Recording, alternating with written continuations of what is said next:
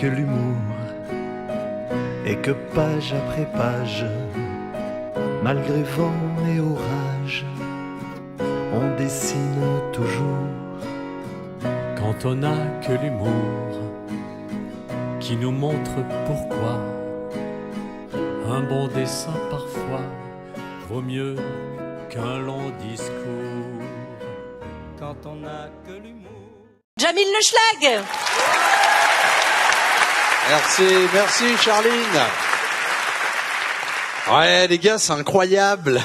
En ce moment, il y a des manifs pro-palestiniennes à Sciences Po et certains sont outrés. Quoi ? Ils ont une conscience politique à Sciences Politiques ? Mais ce n'est pas l'information principale de la semaine. Guillaume Meurice, mis à pied en vue de sanctions disciplinaires. Mais on est où ? Au collège Jules Ferry ou quoi ? À ce qui paraît, la CPE, Adèle Van Riet, l'a chopé dans les couloirs. Meurice, ton carnet de liaison, 15 jours de code, t'entends ? La justice a classé sans suite la blague de Guillaume, mais la direction l'a quand même puni. C'est le contraire d'Éric Zemmour. Lui, il est multirécidiviste condamné, mais sa chaîne le soutenait. En fait, attends. Hey, en fait, il y a plus de liberté d'expression sur CNews que sur France Inter, putain. Non, mais les gars. Hey, je vais envoyer mon CV à Pascal Praud. Et tout de suite, dans l'heure des pros, on accueille Jamil Le Schlag. Eh les gars, c'est incroyable, vous avez vu ? Il y a trop d'arabes. Ouh, je m'adapte, man, bordel. Eh, France Inter, ils font trop rire. Oh, le double discours, vraiment, tu sais, des macronistes. Bah, je suis à deux doigts de voter Marine. Alors, la direction, ils sont là. Oui, nous, tu comprends, c'est l'esprit Charlie. On va titiller les interdits, mais on va rien titiller du tout. Même quand c'est autorisé, tu fais une vanne, on veut te virer. C'est pas l'esprit Charlie, c'est l'esprit Charles Pasqua. On va terroriser les humoristes. Wouh, vanne publique, c'est là. Non, mais perso, hein, pardon, hein, j'ai pas le temps les amis parce qu'on a que 3 minutes. Je vois pas ce qui est choquant à comparer Netanyahou à une sorte de nazi sans prépuce. Parce que cette phrase, hein, je mets des guillemets, sorte de nazi sans prépuce. Oh, c'est ma dernière chronique en fait. Non, mais attends. Cette phrase, pardonnez-moi.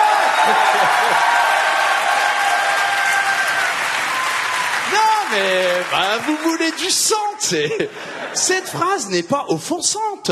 Et je sais de quoi je parle. Moi-même, j'ai pas de prépuce. En tout cas, ce qui est terrible dans cette histoire, c'est que Meurice, cet homme sans gluten, passe pour le méchant et Netanyahou pour le gentil, tu sais, pour la victime. Parce qu'avec ou sans prépuce, Netanyahou, c'est quand même le bad boy dans cette affaire. Le bad boy d'Israël, canaille, un mauvais garçon. Bon, après, faut avoir les références d'Ayam. Mais, bah, attends, non, mais ils sont tous sur ses côtes, les ONG, la CPI, l'ONU, le FBI. Et lui, il est là. Et je m'en bats les couilles. De toute façon, vous êtes tous des antisémites.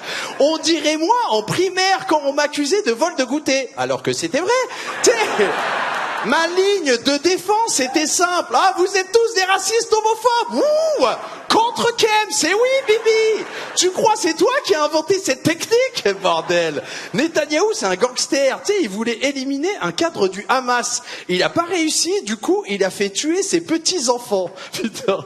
Même Pablo Escobar, il était choqué. Hola, Bibi. Tu dépasses les limites. Despacito, calmate. Suavemente. Bésame, que quiero sentir tus labios. Eh oui, un peu de douceur latina dans ce monde de brut, ça fait pas de mal. Bref, je reviens sur la direction de France Inter. J'ai pas fini avec vous. Vous pensez faire peur à qui avec vos menaces de mise à pied? Perso, je suis un arabe en France. J'ai toujours été menacé d'être viré. Et ça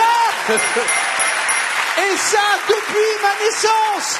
J'ai le cuir solide, bordel. J'attends pas de me faire licencier. Je vais faire une Lionel Jospin 2002. Une Jospinade, comme on dit dans le milieu. J'en tire les conclusions en me retirant du service public. Après la fin de l'émission de ce soir. Voilà.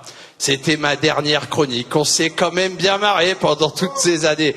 Alors, je voulais dire merci, bien sûr, à toute l'équipe pour l'ambiance incroyable durant ces 3 ans. Mais maintenant, dans cette station, je me sens plus dans mon safe space. Tu sais, j'ai pris ma décision il y a 1 heure. Je suis passé devant le bureau de la directrice de Radio France. J'ai vu un poster Macron 2027. J'ai dit non, wallah, Jamil. Et il tente de se barrer. Alors merci aussi aux auditeurs. Je continue bien sûr mon parcours de troubadour. Vous pouvez me suivre sur YouTube, Instagram, Facebook, TikTok, LinkedIn, Jamil, MySpace. Jamil, je suis partout, sa mère. le journal. Alors merci à tous et surtout, n'oubliez pas que vous aurez toujours la liberté de prendre vos places pour venir voir mon spectacle partout en France. Auto-promo. Merci. Une précision sur nos auditeuristes que la sanction de Guillaume Meurice émane de la présidence de Radio France et non pas de la direction de France Inter. Voici le journal. Quoi, la liberté d'expression ?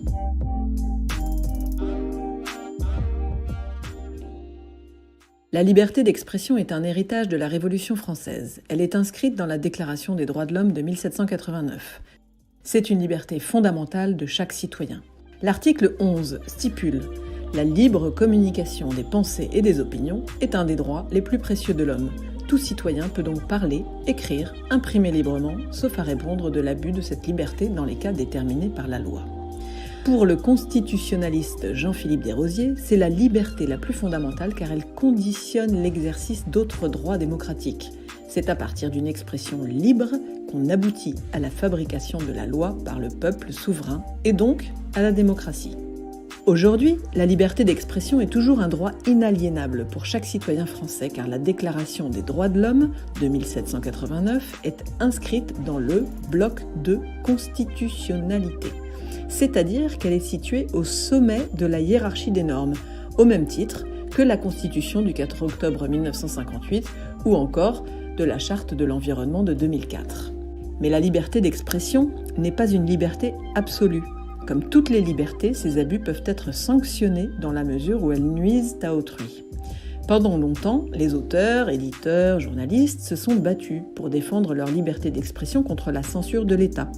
Mais aujourd'hui, ce sont parfois les abus de cette liberté qu'il faut combattre, notamment sur les réseaux sociaux. Les supports d'expression se sont démultipliés grâce aux réseaux sociaux, et avec eux, les abus de l'exercice de cette liberté, comme l'injure ou la diffamation.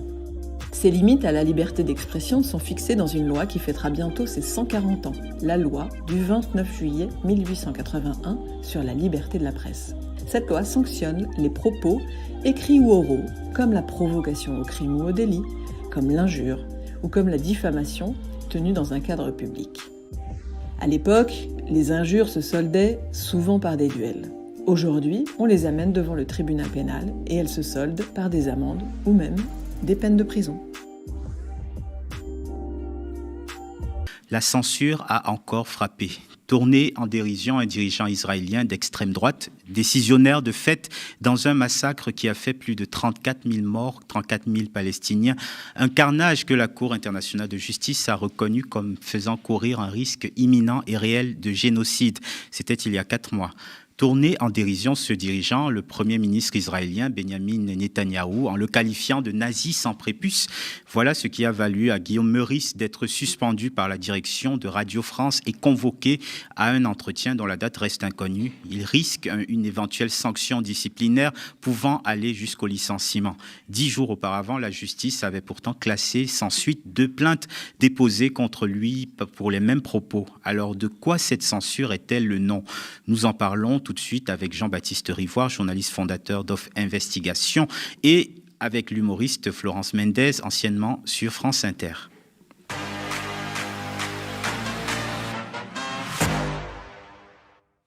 Bonsoir à tous les deux. Bonsoir. Merci d'avoir accepté notre invitation. Alors, comme le disait ma question d'introduction, de quoi cette censure, selon vous, est-elle le nom ? Je commence par vous, Florence. Alors moi je pense que c'est vraiment l'incursion de l'extrême droite un peu plus loin en territoire médiatique Et on voit la récupération vraiment du conflit israélo-palestinien par l'extrême droite. L'extrême droite, elle a toujours mangé à tous les râteliers. On l'a vu pendant la crise du Covid. Ils ont été récolter des voix du côté des antivax. L'extrême droite profite vraiment de toutes les occasions pour essayer d'engranger de nouvelles voix. Et maintenant, se saisit du combat contre l'antisémitisme. En tout cas, prétend se saisir du combat contre l'antisémitisme. L'extrême droite de façon indirecte, puisqu'on ne connaît pas les affiliations politiques Bien sûr, de la direction de Radio France, précise. Un comble quand on sait d'où l'extrême droite vient. Après, on ne connaît pas les affiliations de Radio France. La vérité est que Adèle Van Reet, donc à la tête de France Inter maintenant, est la compagne de Raphaël Enthoven qui bosse sur une chaîne de Bolloré. Voilà, alors évidemment, jamais j'aurais l'idée de réduire une femme à son époux, mais enfin, ça pose quand même question, et on le voit que, au niveau de France Inter, toutes les émissions ont été extrêmement lissées, et les émissions les plus rugueuses et les humoristes les plus rugueux ont été dégagés, ou sont en train de l'être. Jean-Baptiste ? Oui, c'est une mise au pas de Radio France par Sybille Veil, qui était à l'ENA avec Emmanuel Macron et qui est assez proche de Macron, et puis Adèle Van Reet, Sybille Veil, la patronne de Radio France, et Adèle Van Reet, la patronne de France Inter. Je rappelle quand même que la bande de Charline faisait une émission quotidienne à succès qui a été tout d'un coup mise en hebdomadaire que le dimanche en mai 2023, alors qu'elle cartonnait. Donc c'est une décision complètement contraire à l'intérêt du média et du public. C'est quand même des émissions financées par l'argent des citoyens. Et puis là, il y a deuxième coup dur. Voilà, Guillaume Meurice, alors que la justice dit, en fait, il n'y a pas matière à poursuivre sa blague. Ça veut dire, en gros, ça s'appelle de l'humour, quoi, en fait. Bon, le mec qui refait sa blague, ça y est, paf, convocation, machin. Donc on est dans une espèce de mise au pas de l'audiovisuel public. À Radio France, mais c'est vrai aussi à France Télévisions, on en parlera peut-être, mise au pas généralisée dans la perspective de 2027, c'est bien français, c'est toujours pareil. Tout le monde doit être là, deux doigts sur la couture du pantalon pour que le pouvoir politique soit pas trop gêné dans la perspective de l'élection. Mais bon, c'est terrible, quoi. Enfin, c'est... Alors c'est vrai, ce que vous dites, c'est une blague, quoi. Et la blague, on a le droit de pas l'apprécier, mais enfin, si tout le monde était en prison si les blagues pas drôles étaient illégales, Marlène Schiappa, elle serait en prison depuis longtemps avec toutes celles qu'elle a faites. Enfin, je veux dire, il y a un moment où Guillaume Meurice est humoriste et sa blague n'était certainement pas antisémite. Vous qui avez subi une censure à Canal+, qui est un groupe privé, comment expliquer que la direction de Radio France, ce service public, prennent ce genre de décision éminemment politique quand même, de censurer un humoriste pour une blague politique? Parce que la direction de Radio France est politique. La direction de Radio France est nommée sur des critères politiques. Voilà, on ne met pas n'importe qui à la tête de l'audiovisuel public, que ce soit Radio France ou France Télé. Donc, quand c'était Sarkozy, il avait démonté les humoristes de France Inter. On se souvient Stéphane Guillon pour mettre Philippe Val à la tête de la station et Jean-Luc Hess et reverrouiller le système dans son intérêt. Voilà, là, les macronistes exercent quand même un pouvoir extrêmement fort sur l'audiovisuel public. Je rappelle quand même qu'ils ont supprimé, par exemple, la redevance, qui était la seule mode de financement pérenne de l'audiovisuel public. Et maintenant, les patronnes de l'audiovisuel public doivent venir supplier pour avoir un budget tous les ans auprès du gouvernement. Donc, comment voulez-vous être libre? Enfin, là, on est dans une fiction totale en France. On parle toujours de l'indépendance de l'audiovisuel. Enfin, c'est n'importe quoi. C'est du baratin. Ni l'Arcom n'est indépendante du tout. Son patron est nommé par le président. Ni l'audiovisuel public n'est du tout indépendant. Il est financé par l'État. Il dépend de l'État pour son gouvernement. Les patrons sont nommés par les dirigeants publics. Donc là, il y a un gros problème. C'est-à-dire que les citoyens, ils se font avoir, en fait. C'est-à-dire qu'ils payent deux fois. Ils payent pour la pub et ils payent pour l'audiovisuel public qui, en fait, est à la botte politiquement. Donc c'est quand même un énorme problème. Il y en a un qui a démissionné en direct. Vous avez dû le voir. Jamil Le Schlag, en solidarité avec son collègue Guillaume Meurice. C'était lors d'une chronique, donc en direct. On va cette polémique illustre quand même une certaine ambiance où le moindre soutien à ce qui se passe, enfin, du moins à la population palestinienne. On l'a vu avec les étudiants qui manifestent devant Sciences Po ou la Sorbonne. Le moindre soutien devient périlleux. Ah oui, non, mais ça devient complètement dingue. C'est-à-dire que c'est quand même un peuple qui n'a pas d'État depuis, je sais pas, 60 ans, enfin, qui est quand même martyrisé non-stop. Enfin, ça n'a pas commencé le 7 octobre. Hein. Le problème israélo-palestinien, ça fait des dizaines d'années que ça dure, des dizaines d'années qu'on ferme les yeux, des dizaines d'années que les colons grignotent des terres sur le dos des Palestiniens et des bergers en Cisjordanie, les humilient, font exploser des maisons, et tout le monde s'en fout, quoi. Donc là, il y a un moment donné, maintenant, on n'aurait même plus le droit de dire, mais qu'est-ce que c'est que ça? On tue 40 000 civils, et probablement beaucoup plus, donc c'est juste proprement scandaleux. Mais pour revenir sur le métier qu'on fait, enfin, toi en tant qu'humoriste et moi en tant que journaliste, je pense qu'à un moment donné, par rapport à l'audiovisuel privé, on a assez bien compris quand même qu'il fallait marcher au pas, donc il y a peu d'espoir, chez M6 ou ailleurs. Je ne parle même pas de Bolloré, mais il y a encore de l'espoir sur l'audiovisuel public, et je pense qu'à un moment donné, il faut quand même qu'on regarde les choses un peu lucidement. Et je sais que c'est des décisions difficiles à prendre, mais je pense que les gens qui ont du talent et qui sont libres d'esprit dans l'audiovisuel public doivent se barrer maintenant, partir, et faire confiance à la population de ce pays. Monter des médias indépendants, monter des chaînes YouTube s'il faut. Enfin, faut sortir de ça, parler à la population qui voit bien ce qui se passe. Et les gens, ils sont prêts à financer des choses, quoi. Ils ont besoin de rigoler, parce que de dire à un peuple qu'on n'a plus le droit de rire, c'est quand même super grave. Il y a eu les Guignols avec Bolloré. Il y a eu VDB et Madagnan dès la campagne de Macron en 2017, fumée par Delphine Ernotte, parce que juste ils avaient rigolé sur Macron. Enfin là maintenant on peut même plus rire à France Inter. Enfin ça devient délirant. Donc sortons de là, arrêtons de dire mais peut-être ça va s'arranger. Moi j'y crois pas. Je pense que le service public va être caporalisé jusqu'à la présidentielle de 2027. Ça va être de plus en plus réac, de plus en plus à droite. Et le pire, c'est que le pouvoir actuel, il veut faire fusionner les 4 entreprises d'audiovisuel public pour en faire un seul truc avec un seul chef. Tout le monde sur le doigt de la couture du pantalon. Pour faire quoi? Pour donner ça. On va donner les clés à qui en 2027 de ce truc-là qui aura été mis en ordre de bataille avec essentiellement des gens de droite dedans? On va le donner à qui les clés? Qui c'est qui va gagner en 2027? Avec le risque d'avoir Marine Le Pen arriver au pouvoir. Si Le Pen arrive au pouvoir, il a un audiovisuel public aux ordres. C'est hyper grave. Ce qui est terrifiant avec l'extrême droite, c'est que l'extrême droite a toujours utilisé les armes de la démocratie contre la démocratie. Ils sont là toujours à dire la liberté d'expression, etc. Et c'est vrai qu'en Belgique, moi je suis belge, on a un truc, une tradition qui est le cordon sanitaire, qui est on n'invite pas des personnalités d'extrême droite dans les médias.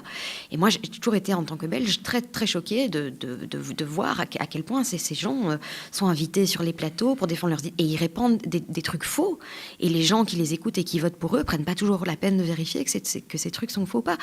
Donc et une fois qu'ils arrivent au pouvoir en se plaignant que la liberté d'expression, on peut pas tout dire, on peut plus tout dire, alors que ce sont les premiers historiquement à avoir cadenassé la presse, la pensée, etc. des gens. Donc c'est catastrophique. Moi, la lecture que j'en fais, c'est qu'ils poussent finalement une espèce de guerre civile, c'est-à-dire qu'ils passent leur temps à mettre de l'huile sur le feu pour que ça s'affronte entre les gens. Et je pense, moi, qu'en fait, ils ont tiré les enseignements de ce qu'on a appelé les gilets jaunes. Pour faire court, les gilets jaunes, c'est quand même beaucoup de Français dans la rue, de droite et de gauche. C'est des gens des régions contre la ville, c'est des gens pauvres contre les riches, etc. Et ils sont tous d'accord pour dire, en fait, ce pouvoir se fout de notre gueule, ce pouvoir nous fragilise, ce pouvoir nous empêche de remplir notre frigo, ce pouvoir nous fait du mal. Et ils ont été quand même assez nombreux, ça a duré 1 an, ils ont menacé, ils ont fait peur. À l'Élysée, un jour, Macron a failli partir en hélicoptère, ils ont eu peur de cette foule. Et je pense que les puissants propriétaires de presse et Macron se sont dit, il faut se dépêcher de, diviser pour régner, c'est-à-dire qu'il faut refracturer cette population pour qu'elle s'affronte entre elles et qu'ils nous foutent la peine, nous, là-haut, avec nos avantages. Parce que si demain, les banlieues blanches se tapent avec les banlieues bronzées, là-haut, quelque part, ça les dérange pas, ça se frappe entre pauvres. Donc je pense que c'est ça la stratégie profonde, c'est de pousser la guerre civile, c'est ce que fait Zemmour. Alors que moi, je pense qu'il y a dans ce pays plein de gens formidables, d'une diversité incroyable, qui mettent une énergie, un cœur dingue pour arriver à vivre ensemble en paix. Je pense qu'on peut y arriver, mais sans problème. Il y a plein de bonne volonté, c'est ça qui est beau. C'est toujours ce qui s'est passé, c'est toujours ce que les fachos ont fait, enfin les riches en tout cas ont fait, c'est désigner un ennemi. Et c'est ce que j'avais posté sur story récemment. C'est ok, super les gars, quand vous serez tous entre blancs, entre hétéros, et que vous serez toujours pauvres et que ce sera toujours la merde, vous vous rendrez peut-être compte que finalement c'était les riches et pas les musulmans et les drag queens qui lisent des histoires aux enfants le problème, quoi. Voilà, c'est ça, les riches ont toujours eu besoin d'un leurre, de montrer quelque chose du doigt pour pouvoir... parce que si si un jour la population se rend vraiment compte que l'unique problème, c'est les riches, on ressort la guillotine, quoi. Alors, Et vous venez de publier ce livre, Dans l'oreille du cyclone, aux éditions du Seuil, dans lequel vous revenez sur la tempête médiatique dont vous avez été l'objet suite à une chronique sur France Inter en octobre dernier. Suite à une blague. Une blague dans une chronique sur France Inter en octobre dernier. Alors, je l'avais écrit, cette blague intervient dans une chronique. Vous faites une chronique sur Halloween. En fait, à la base, oui. Il y a un salon à Paris qui s'appelle Kid Expo, qui présente plein de nouveaux jouets. Donc, il y a plein d'enfants. Et je me dis, tiens, avant les vacances, parce qu'on allait être en vacances la semaine d'après, je vais aller interroger des enfants. Petite chronique légère et sympathique. Et je vais demander aux enfants, qu'est-ce qui vous fait peur ? Et donc, vous faites cette petite blague. Une blagounette, ça reste une blagounette. Comme j'ai l'habitude de faire sur l'actualité. Mais qui pourtant va choquer immédiatement. Il va y avoir des réactions en masse sur les réseaux sociaux, notamment. Ça va commencer là. Pas tout à fait. Elle n'a pas choqué immédiatement. Immédiatement, ce qui se passe, l'émission est en public, studio 104 de la Maison de la Radio, et il y a 800 personnes. Quand je fais cette blague, Je dis pas tous les gens rigolent, mais en tout cas, on peut entendre les rires et les gens applaudissent. Alors Halloween approche et tout le monde commence à chercher un déguisement pour faire peur. Alors en ce moment, il y a le déguisement Netanyahou qui marche pas mal pour faire peur. Vous voyez qui c'est ? Une sorte de nazi mais sans prépuce. Voilà. Alors, il fait pas peur. Il fait pas peur à tout le monde. Déjà, c'est ce qui se passe immédiatement. Le lendemain, sur France Inter, qu'est-ce qui se passe ? Il y a une petite rubrique qui s'appelle l'Esprit Inter, où ils reprennent une sorte de best-of des blagues qu'ils ont préférées la veille ou la semaine d'avant. Et ils choisissent ma blague. C'est-à-dire que ma blague, extraite de la chronique, est rediffusée sur France Inter le lendemain, donc le lundi. Ah, donc c'est pas tout de suite. C'est pas tout de suite, ouais. Et le soir, Pascal Praud, grâce lui soit rendu mon meilleur attaché de presse, décide d'en faire un sujet. C'est ça la chronologie. Et il décide de mettre 10 minutes, voilà ce qui s'est passé hier sur France Inter. Guillaume Meurice a dit ça, on en parle avec Facho 1, Facho 2, Facho 3, Facho 4. Alors, je voulais vous faire écouter Guillaume Meurice. Guillaume Meurice est un humoriste, on peut le présenter comme ça, qui est présent sur France Inter, qui était généralement... C'est quelqu'un qui se croit drôle, entre les gars. Le principe de l'humour, c'était drôle, et ça m'a pas fait... Ça m'a pas arraché. Non, on peut pas tout se permettre. De drôle. Ce qu'a dit M. Meurice ce soir-là, c'est une ignominie dont non seulement il devra répondre devant la justice. En fait, c'est vraiment ce que vous décrivez. C'est un journal de bord, c'est ce que vous décrivez dans le livre. Vous expliquez comment ça va partir très très vite. Alors je dis immédiatement, c'est le lendemain, mais en tout cas, on voit sur les réseaux sociaux un déferlement d'indignation, de haine. Il y a de nombreuses personnalités de l'espace public, de l'espace médiatique qui vont s'indigner aussi. Ça se fait petit à petit, en fait. D'abord, ça reste cantonné à ce qu'on appelle la fachosphère. C'est-à-dire les gens qui regardent CNews et qui aiment bien s'indigner de tout ce qui se passe, notamment quand ça vient du service public, et de moi particulièrement souvent, mais c'est pas grave, c'est le jeu. Et après, ça dépasse ce cercle-là. Alors, je sais pas s'il y a un lien de cause à effet, corrélation, causalité. Il y a un tweet de Delphine Orviller qui clairement dit appel à la censure. Et elle dit il faudrait circoncire le temps d'antenne de Guillaume Meurice, etc. Et j'ai l'impression que c'est à ce moment-là où là, c'est les gens plus considérés comme plus libéraux, je mets des guillemets avec mes petits doigts, les macronistes, en gros, qui commencent à rentrer dans la danse, et puis à l'Assemblée nationale, Gérard Larcher sur France Inter, etc., etc. Mais ça s'est vraiment passé comme ça, quoi. Ça a débordé la fachosphère. Et pourquoi là, je parle de ça ? C'est parce que je trouve que c'est vraiment ce qui caractérise notre époque médiatique, c'est à quel point l'extrême droite impose son agenda. C'est-à-dire que c'est eux qui choisissent la thématique du jour. Donc, il y a eu Aya Nakamura, Sciences Po, et tous les jours, toutes les semaines, on voit cette mécanique-là à l'œuvre. Et donc, à un moment, ça va être vous, l'objet du jour. Là, c'était moi. Et ça va, encore une fois, aller très très loin. Ce que vous décrivez dans le livre, c'est que vous avez reçu des menaces de mort, que vous êtes envahi de messages sur les réseaux sociaux, de personnes qui sont indignées, des personnes qui vont remplir votre boîte, votre messagerie de messages audio. Parce que mon numéro de téléphone fuite sur des boucles Telegram.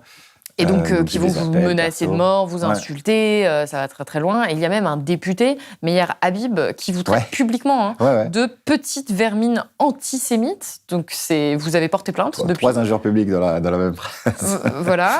Donc, ça va... C'est pour dire l'ampleur que ça prend. Comment est-ce que vous réagissez à ce moment-là ? Je suis assez surpris. Alors, je suis pas surpris dans un premier temps, parce que Pascal Praud, etc., j'ai l'habitude. C'est pas la première fois qu'il parle de moi, qu'il demande à ce que je sois viré. Donc, il y a une sorte de, pas de lassitude, parce que ça m'amuse toujours de les voir s'énerver pour rien. Mais quand ça prend cette ampleur-là, et surtout quand ça dure autant de temps, parce que c'était intense, mais pendant 3 bonnes semaines, j'ai des gens qui écoutent, ils savent que je suis pas journaliste, que c'est pas de l'information, qu'on utilise toujours ces procédés-là, souvent ces procédés-là, que l'outrance fait partie de ma fiche de poste, de ce qu'on me demande de faire comme métier. Donc là, on me demandait de m'excuser pour un travail bien fait, finalement. J'ai demandé une augmentation.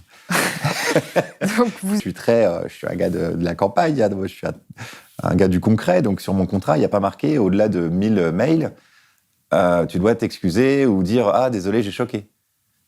Surtout que assez rapidement, quand il y a l'ampleur les gens constatent l'ampleur de la polémique, je reçois 10 fois plus de messages de soutien. Donc moi, je leur ai dit « Je fais quoi de ça ? On fait un match ? On compte les messages de soutien que j'ai, et les messages d'insultes, et les gens choqués. Qu'est-ce que vous voulez qu'on fasse ? Il n'y avait pas d'issue. La clé de voûte du livre, c'est très simple. C'est soit cette blague, elle est antisémite. J'ai dit à la direction de Radio France. Soit vous considérez que cette blague, elle est antisémite. Dans ce cas-là, virez-moi. Ne gardez pas quelqu'un qui dit des trucs antisémites à l'antenne. Si j'étais à votre place, je virerais la personne. Si j'avais un média, j'étais responsable d'un média et que quelqu'un vient dire un truc antisémite, ça dégage. Ou alors, elle l'est pas. Et dans ce cas-là, il faut me défendre à fond. Faites pas vos communiqués chelous. Dites... Ils ont fait un entre-deux, en fait. Et voilà. Et donc, l'entre-deux n'avait aucun sens. Puisqu'il disait, Guillaume Meurice aurait mieux fait de ne pas dire ça, mais on respecte sa liberté d'expression. Il est précieux à l'antenne pour son travail satirique. Et s'il pouvait s'excuser maintenant, ça serait bien. Il manque l'un d'entre nous ce soir. On pense à lui, n'est-ce pas ? Et je sais qu'il nous écoute. On pense à toi, Alex Vizorek. Je vous ai eu. Alors aujourd'hui, oui, un seul être vous manque et c'est Guillaume Meurice, qui n'a pas le droit d'être avec nous ce soir. Radio France l'a envoyé 2 semaines en internat pour le remettre dans le droit chemin.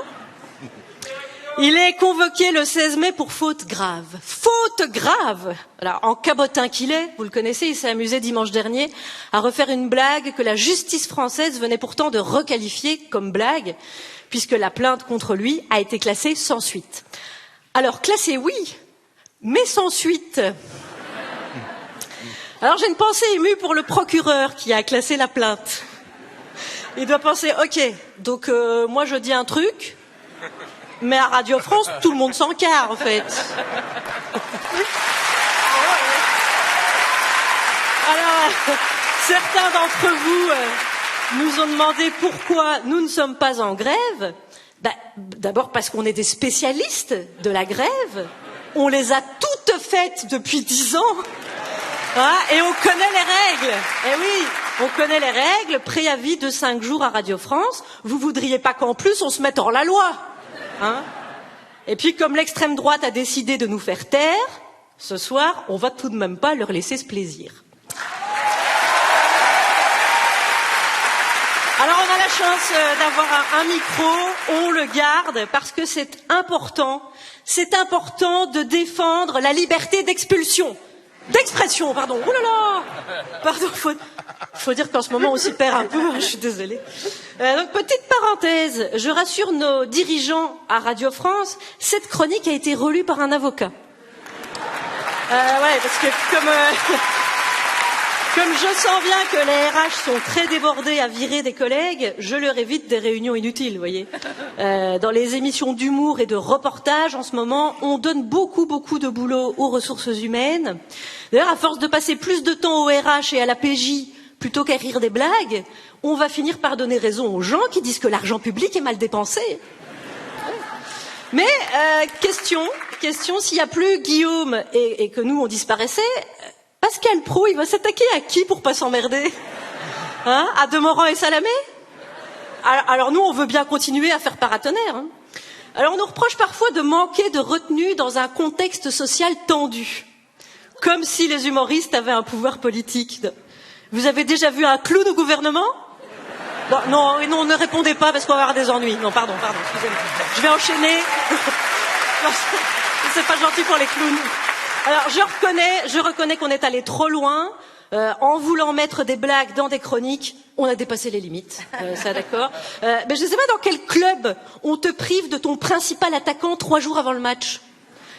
En matière de liberté d'expression, même s'il faut monter sur le terrain sur une seule jambe et les yeux bandés, on va le jouer ce match, non?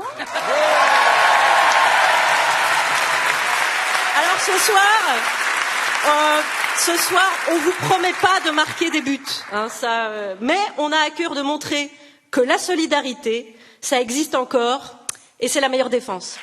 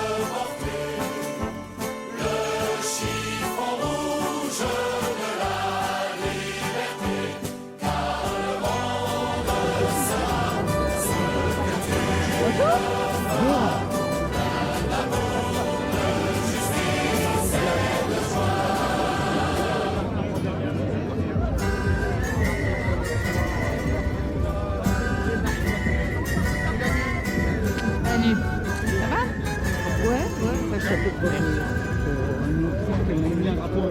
Faut les faire.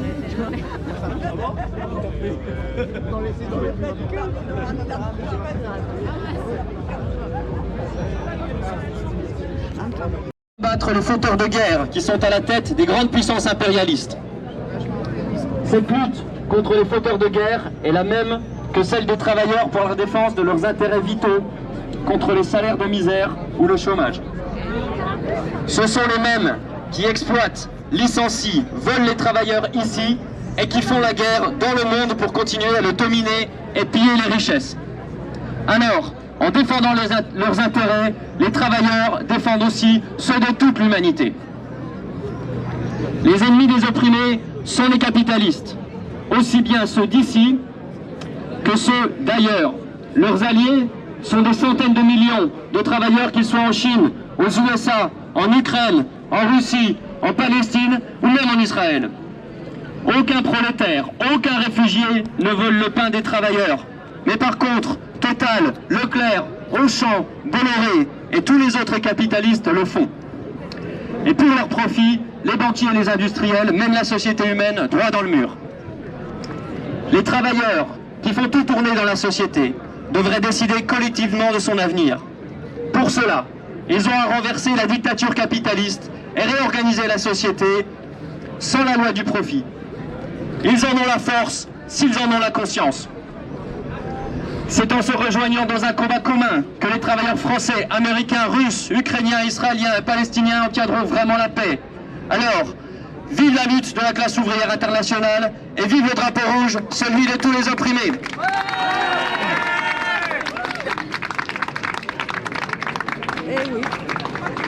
Alors dans cette manifestation, on reprendra le slogan de Karl Marx, travailleurs de tous les pays, unissons-nous, et on vous invite à le faire avec nous.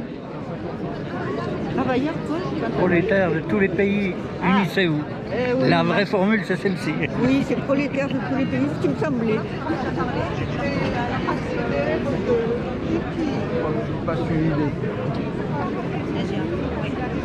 Nos amis. Vous voulez voir tout le monde? Ah oui. Entre les deux, là, il y a une meilleure vue. On a...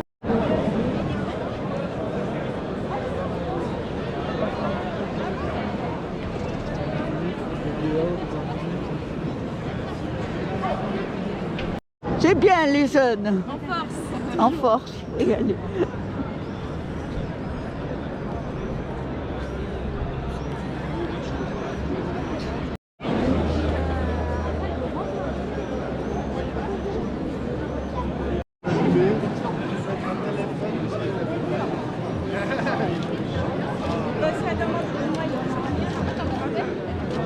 C'est la FPS.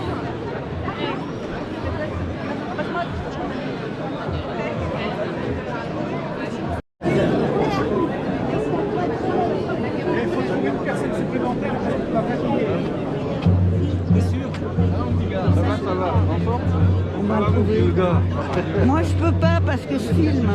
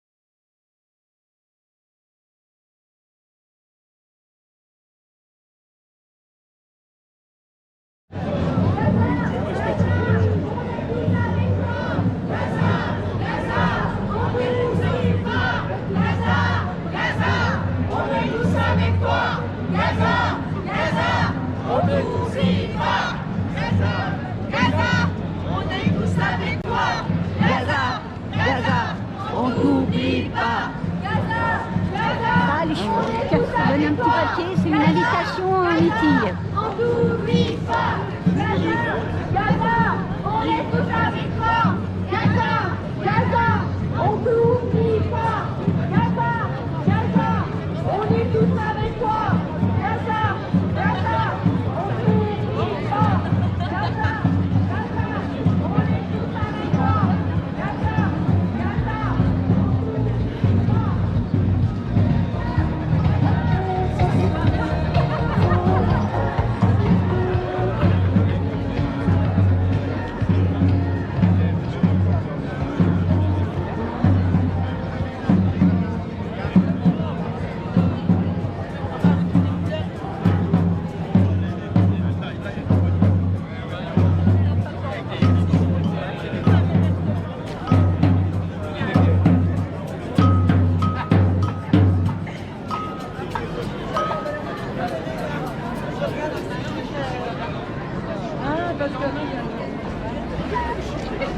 Combien ils sont? Je sais pas.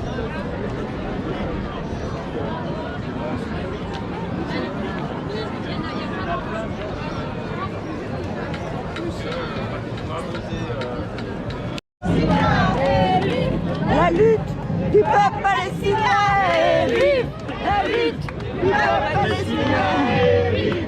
La lutte du peuple palestinien est vive. Assassin. On n'en fait pas de cette société-là. On n'en fait pas. Les jeunes dans la galère, les vieux dans la misère, l'argent aux actionnaires, climat fichu en l'air, bientôt partout la guerre. De cette société-là, on n'en fait pas. Votez réforme de fric, c'est bon pour les lombriques.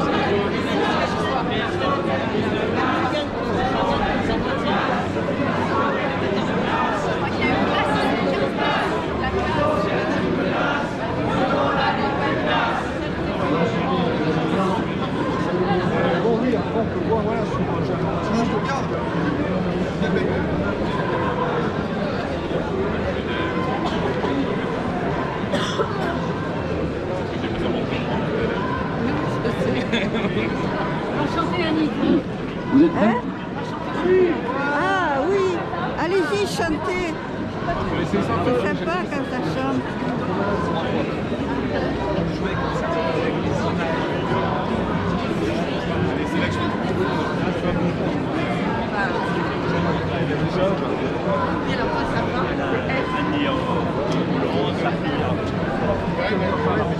Exprès de me mettre tout en bleu.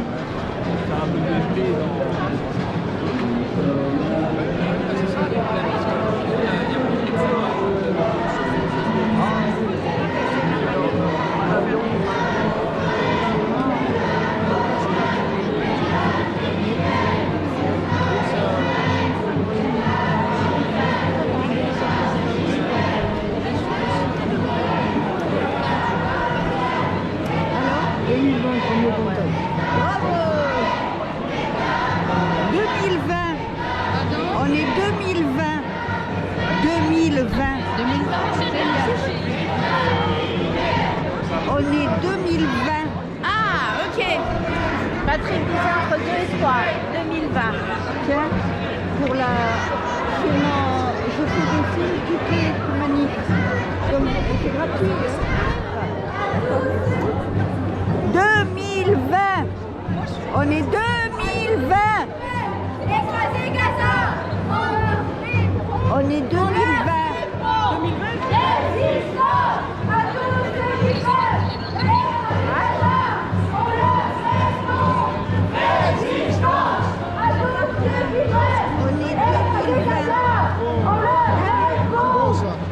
Il y a beaucoup de gens, hein. 2020.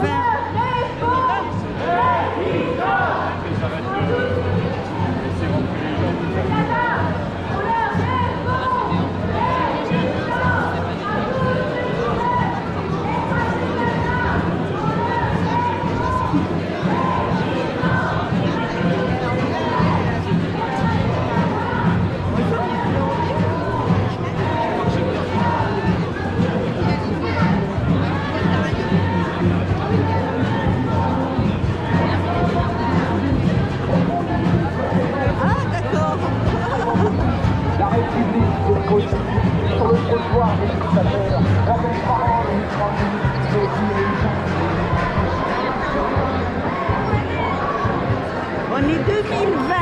C'était là. 2020. Ah, là, bah, c'est bien. Ah ben non. C'est Patrick, c'est pas moi.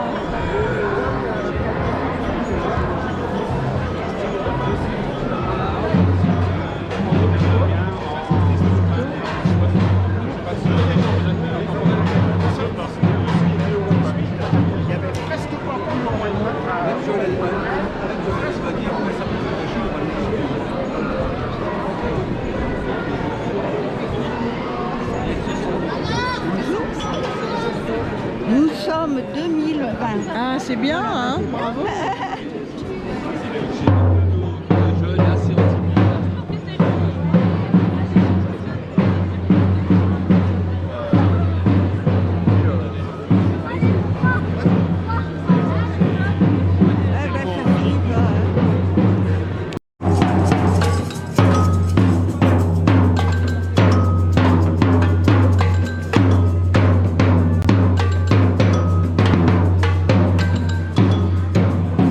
C'est la voie de l'existence. Résistance, résistance, c'est la voie de l'existence.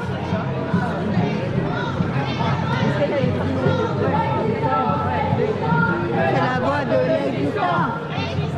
Résistance, c'est la voie de l'existence. Free, free Palestine. Free, free Palestine. Free, free Palestine. Viva, viva Palestina. Viva, viva Palestina. Viva, viva Palestina. Palestine. Tahia, tahia Palestine. Viva, viva Palestina. Viva, viva Palestina. Viva, viva Palestina. Viva, viva Palestina. Tahia, tahia Palestine. Tahia, tahia Palestine. Tahia, tahia Palestine.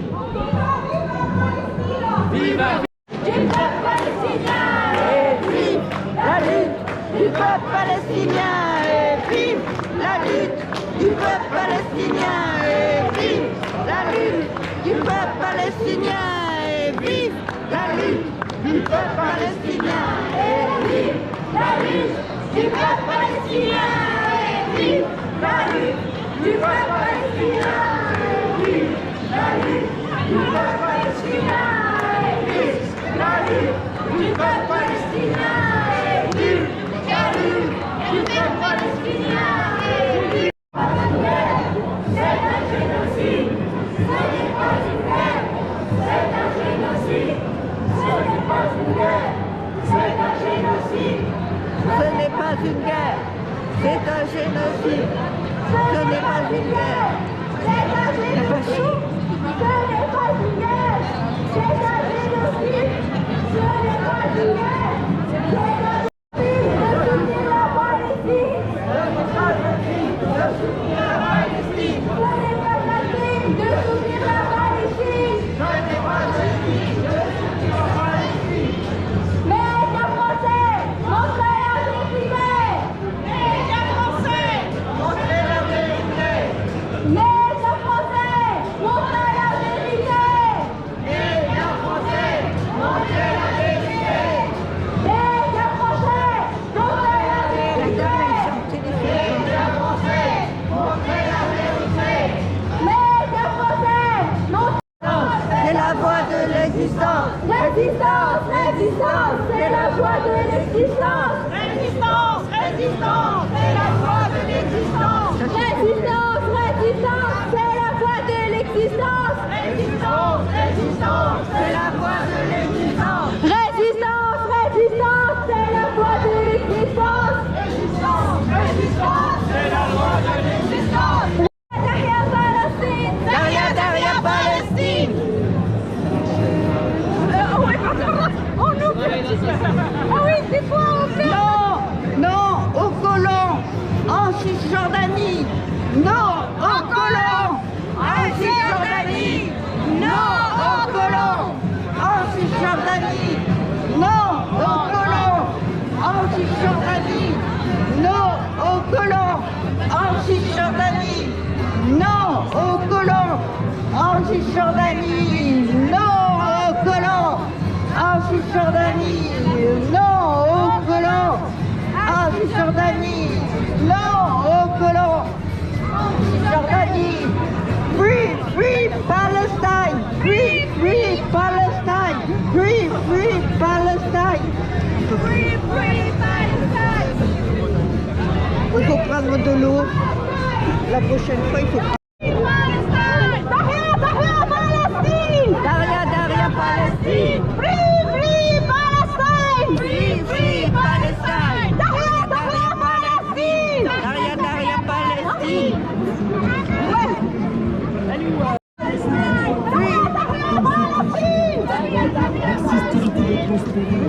Bon, allez, là, on arrête.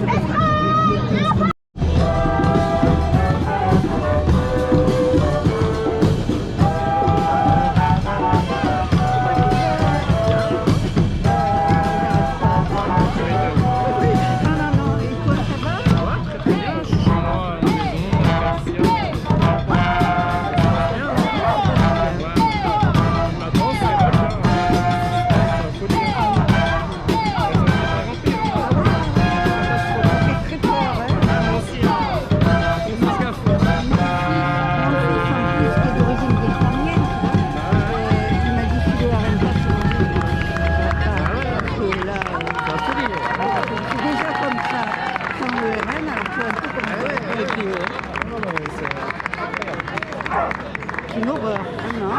Et puis alors ça dépend d'autres. Et moi je me demandais pendant des années, je me suis demandé comment la politique nazie s'était installée. Ben, je me dis, je vois petit à petit la propagande, vraiment, c'est insupportable.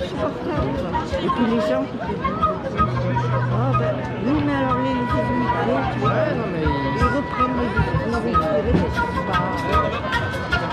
C'est une horreur, enfin, voilà.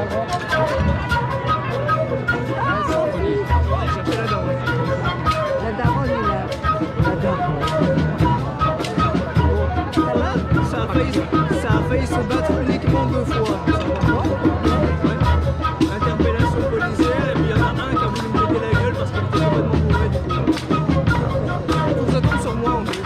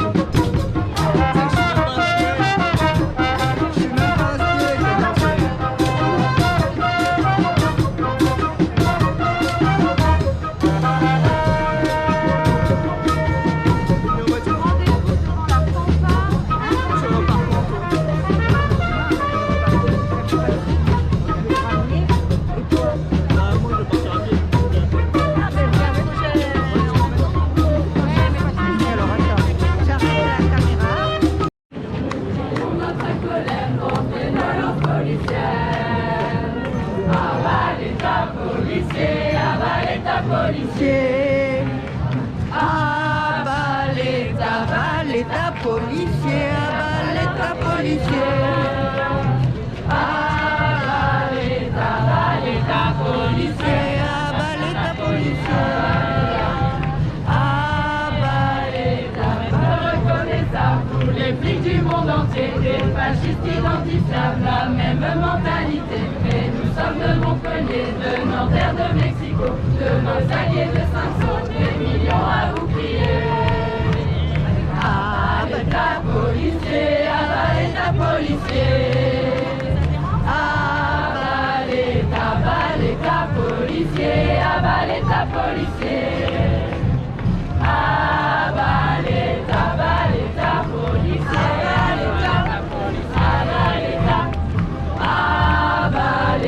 Abat l'État policier, abat l'État policier.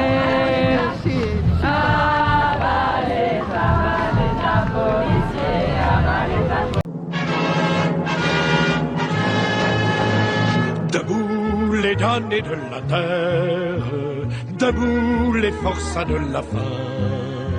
La raison tonne en son cratère, c'est l'éruption de la fin. Du passé, faisons table rase, foule esclave, debout, debout. Le monde va changer de base, nous ne sommes rien, soyons tout.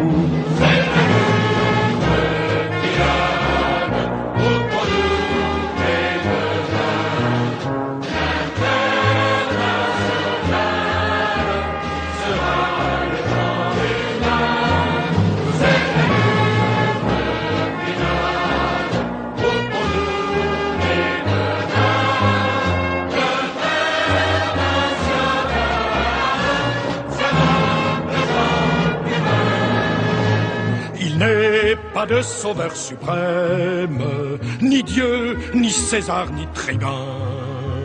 Producteurs, sauvons-nous nous-mêmes, décrétons le salut commun. Pour que le vol rende gorge, pour tirer l'esprit du cachot. Soufflons nous-mêmes notre forge, battons le fer quand il est chaud.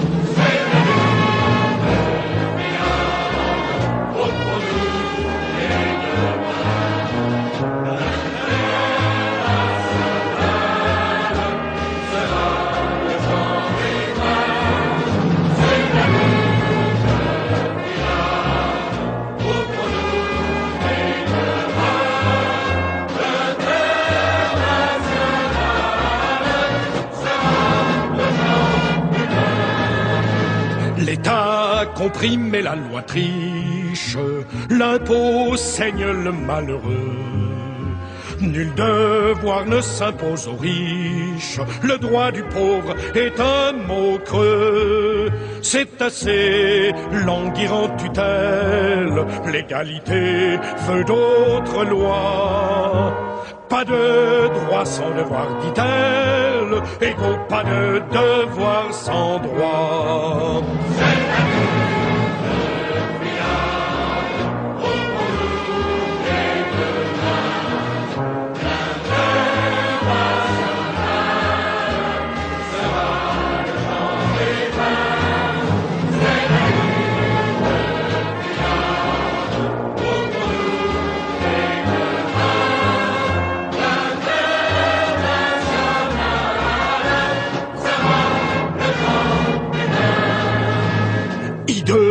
Dans leur apothéose, les rois de la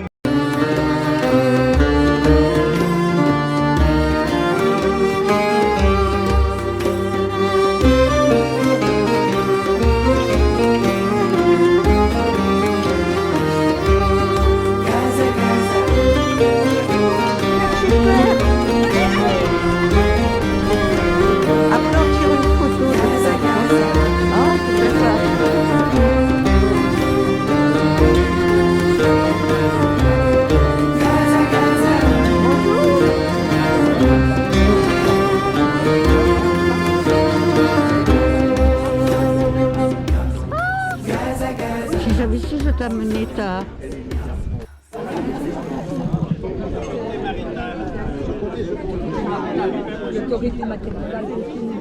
On va mettre 36 000 photos sur elle. Hein. On va encore se donner Allez, quelques vas-y avec minutes elle.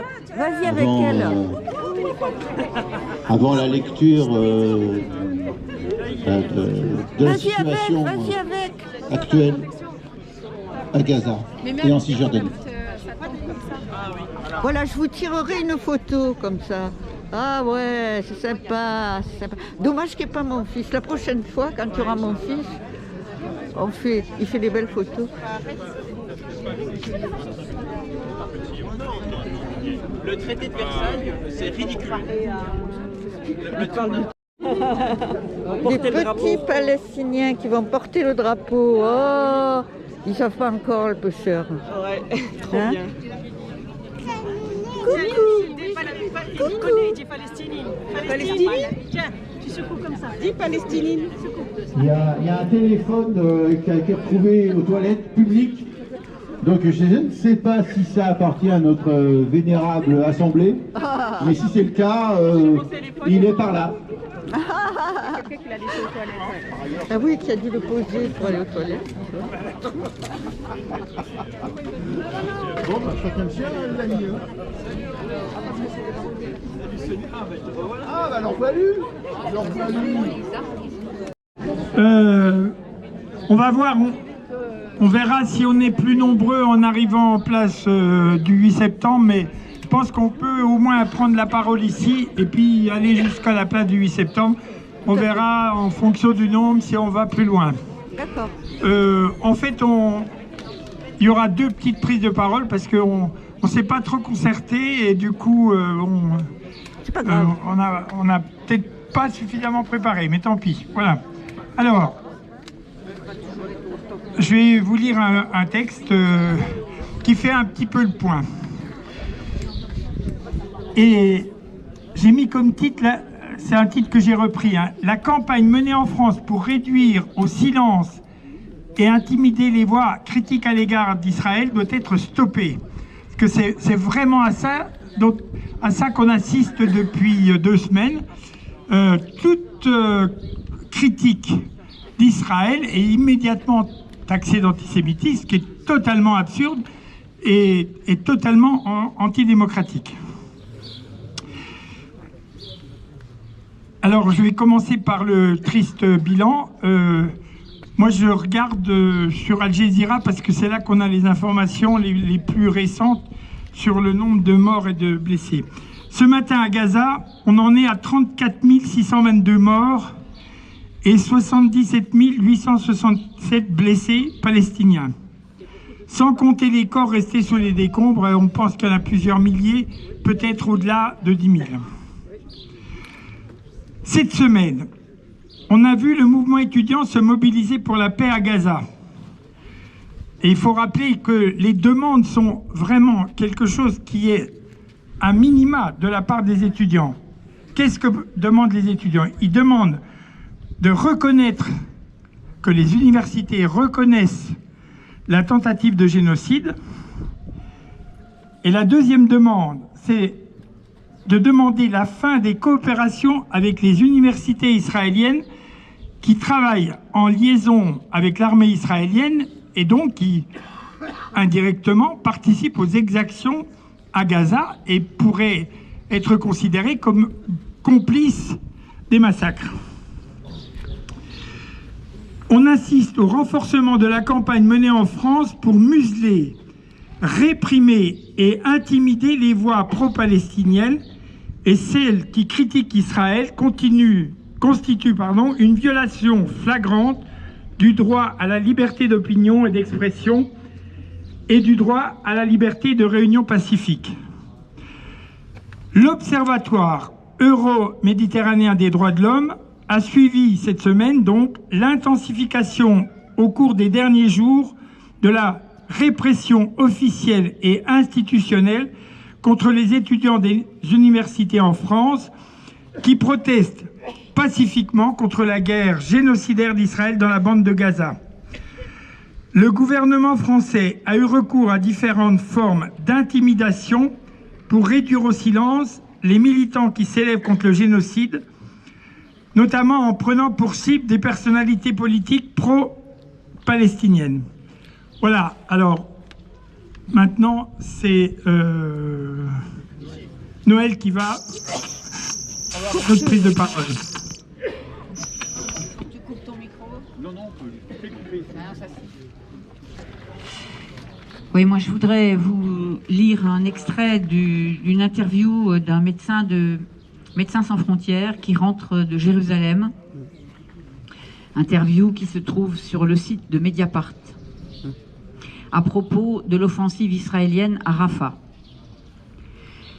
Sur le terrain, les habitants terrifiés de Rafah, pour la plupart déjà déplacés à de multiples reprises, subissent des bombardements de plus en plus fréquents et meurtriers.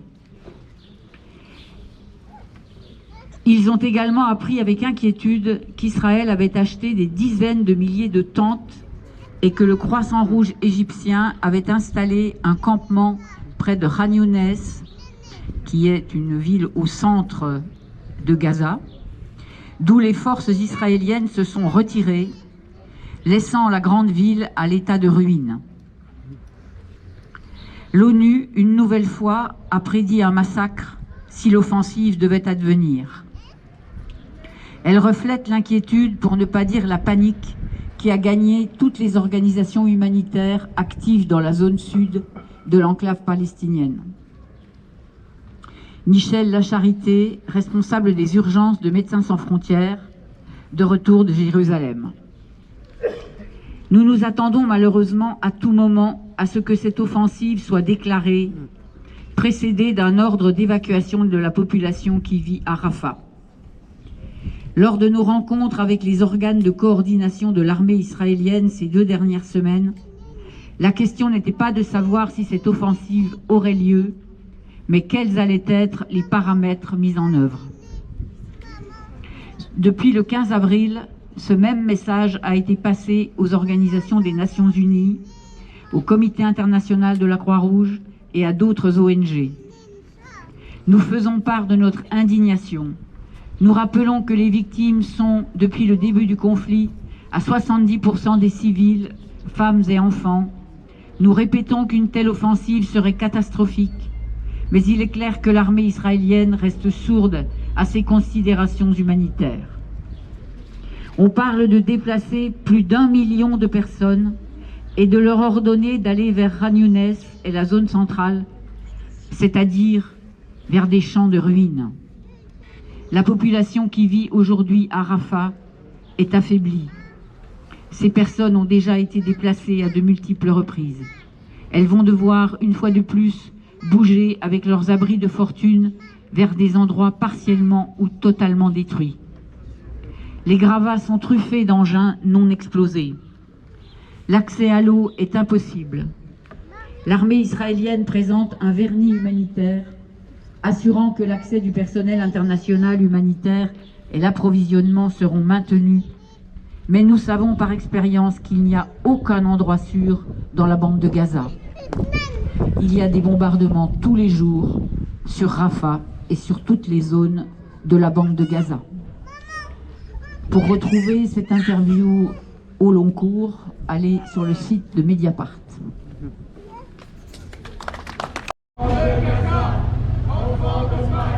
Ce n'est pas une guerre, c'est un génocide. Ce n'est pas une guerre, c'est un génocide. Ce n'est pas une guerre, c'est un génocide. Ce n'est pas une guerre, c'est un génocide. Ce n'est pas une guerre, c'est un génocide. Ce n'est pas une guerre, c'est un génocide. Ce n'est pas une guerre, c'est un génocide. Ce n'est pas une guerre, c'est un génocide. Ce n'est pas une guerre, c'est un génocide. Ce n'est pas une guerre, c'est un génocide. Israël assassine les enfants de Palestine. Israël assassine les enfants de Palestine. Israël assassine les enfants de Palestine. Israël assassine les enfants de Palestine. Israël assassine les enfants de Palestine.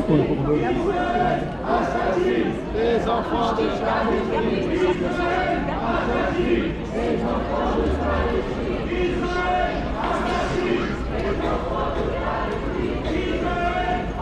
Ah, c'est difficile de traîner. Qu'est-ce que c'est? Ah, c'est pour compter. Ah, il est sympa. C'est sympa. C'est trop tard, je déjà compté. C'est pas grave. Pour les prochaines fois. Mais c'est bien. Ligue arabe, complice. Israël, assassin. Israël, assassin. Occident, complice. Occident, complice. Ligue arabe, complice. Ligue arabe, complice. Occident, complice. Occident, complice. Israël, assassin.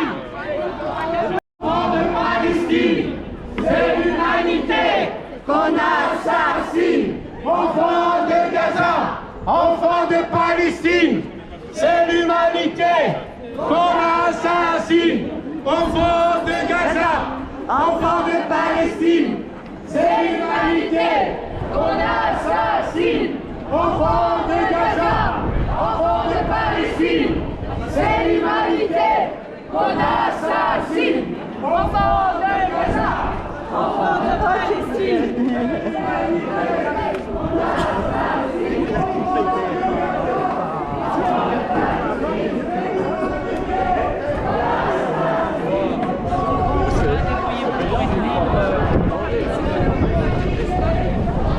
Celle-là, elle est super. Du peuple palestinien et vive la lutte du peuple palestinien et vive la lutte du peuple palestinien et vive la lutte du peuple palestinien et vive la lutte du peuple palestinien et vive la lutte du peuple palestinien et vive. تحيا تحيا فلسطين تحيا تحيا فلسطين تحيا تحيا فلسطين تحيا تحيا فلسطين تحيا تحيا فلسطين تحيا تحيا فلسطين Free free Palestine Free free Palestine Free free Palestine Free free Palestine Free free Palestine Vive la Palestine Vive la Palestine Vive la Palestine Viva viva Palestina Viva viva Palestina Viva viva Palestina Viva viva Palestina Et vive les peuples palestiniens et vive la lutte du peuple palestinien et vive la lutte du peuple palestinien et vive la lutte du peuple palestinien et vive la lutte du peuple palestinien et vive la lutte du peuple palestinien et vive la lutte du peuple palestinien et vive la lutte du peuple palestinien et vive la Palestine. Sur les mouvements de soutien et de solidarité avec la Palestine. Et donc on peut scander soutenir la Palestine, ce n'est pas un crime. Ce n'est pas un crime. Soutenir la Palestine, ce n'est pas un crime. Soutenir la Palestine, ce n'est pas un crime. Soutenir la Palestine, ce n'est pas un crime. Soutenir la Palestine, ce n'est pas un crime. Soutenir la Palestine, ce n'est pas un crime. Soutenir la Palestine, ce n'est pas un crime. Soutenir la Palestine, ce n'est pas un crime. Palestinien. Et cet homme qui a consacré sa vie à soigner les Gazaouis vient de mourir, vraisemblablement sous la torture. Je vais relire une intervention.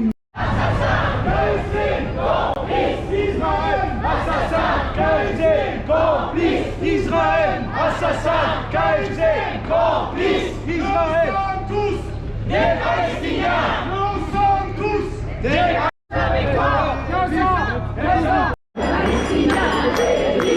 La lutte, résistance, résistance, c'est la voie de l'existence. Résistance, résistance, c'est la voie de l'existence. Résistance, résistance. Israël, assassin.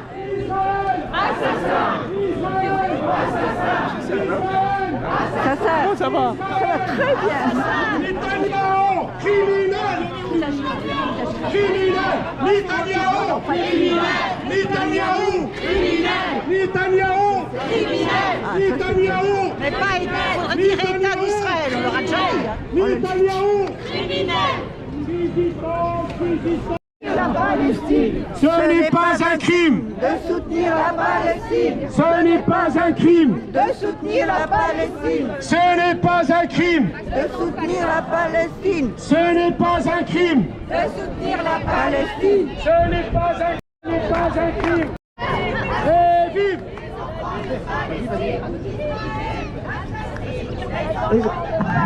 On voudrait vous signaler que nous étions aujourd'hui 120 au départ et 134 à l'arrivée.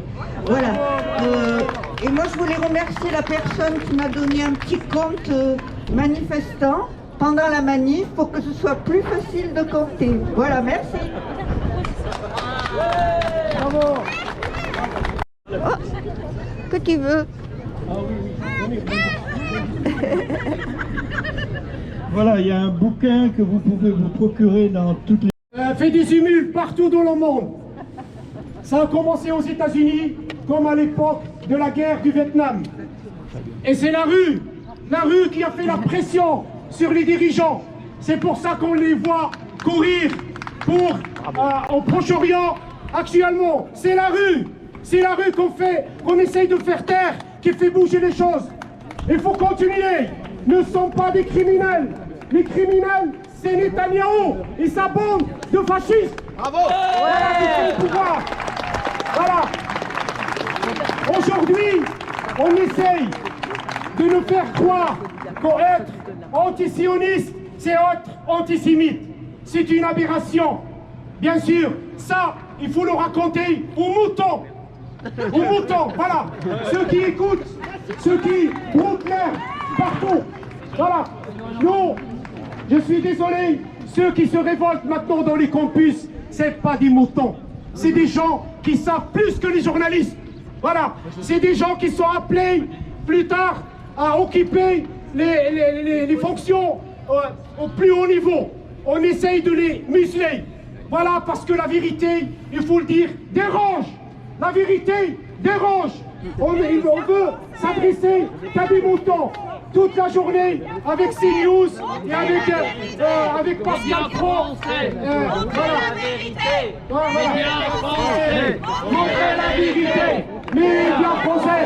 Montrez la vérité. Médias français. Montrez la vérité. Médias français. Montrez la vérité. Et je voudrais une relation avec l'État de l'apartheid, à savoir l'Afrique du Sud. Ils ont même collaboré au niveau militaire et économique. Et même après, ça a duré même après l'embargo sur l'Afrique du Sud. Ça, il faut le savoir, important de l'uranium. Bien sûr, dans les sous-sols d'Israël, il n'y a pas d'uranium. Ils se sont procurés ça en Afrique du Sud. Voilà, ça on va pas. Je ne suis pas un mouton, et je le réclame. Voilà, on essaye d'aller nous renseigner. Voilà. Simplement aussi, une petite répétition d'histoire.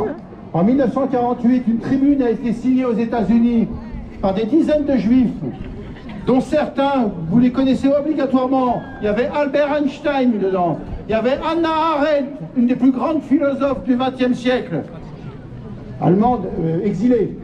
Et qu'est-ce qu'il disait? Eh bien, il disait qu'il fallait surtout pas créer l'État d'Israël. Surtout pas l'État d'Israël, que ça serait forcément un État fasciste. Ils l'ont dit, ils ont signé une tribune en 1948. Faut pas l'oublier. J'ajoute à ces personnages imminents, j'ajoute quand même à cette liste-là des personnages imminents.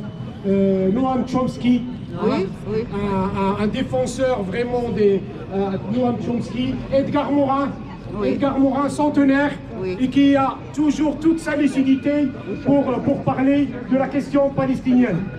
Donc, et on veut nous faire croire que c'est la rue qui fait monter l'antisémitisme en France. Non, c'est la politique étrangère de l'État d'Israël. Et je vous invite à voir, il y a un livre je me rappelle plus de l'auteur, mais il s'appelle Israël contre les Juifs. C'est la politique d'Israël, la politique agressive, fasciste, qui fait monter l'antisémitisme et qui présente vraiment un danger pour la diaspora juive dans le monde, et non pas nous.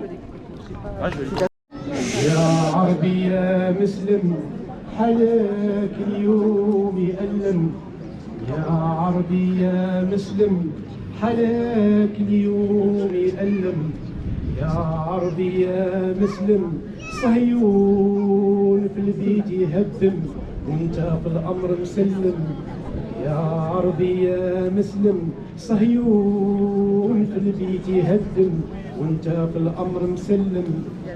Aux Arabes, aux musulmans, les sionistes sont en train de détruire ton foyer et toi tu sembles résigné. Aux Arabes, aux musulmans, quand est-ce que tu prendras ta décision en main? Aux Arabes, aux musulmans, il est temps que tu réagisses, il est temps que tu réagisses, il est temps que tu réagisses. Unis, jamais ne sera vaincu. Le peuple